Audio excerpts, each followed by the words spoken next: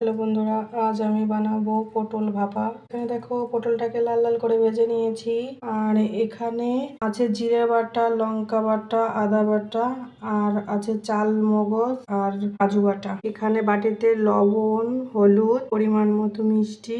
আর এখানে আমি বাড়িতে যেহেতু নারকেল নেই, তাই আমি এখানে গুঁড়ো দুধ গুলিয়ে রেখেছি। কড়াইটা পটলটা ভেজে নিয়েছি। এই তেলেই আমি দিয়ে দেবো তেজপাতা আর একটা এলাচ ফোড়ন, আর দেবো আমি জিরে ফোড়ন।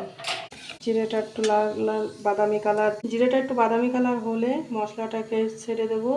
মশলাটাকে দিয়ে ভালো করে আমি কষিয়ে নিয়েছি, তেল ছেড়ে দিয়েছে। এবার পটলটাকে দিয়ে দেবো।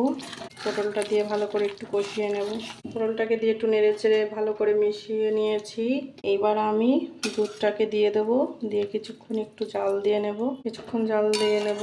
এইভাবে যদি গুঁড়ো দুধ দিয়ে পটল ভাপা বানানো যায়, খুবই ভালো লাগে খেতে। এবার এটাকে আমি কিছুক্ষণ জাল দিয়ে নেব। রেডি হয়ে গেছে আমার পটল ভাপা। তোমাদের যদি ভালো লাগে কমেন্ট করে জানিও।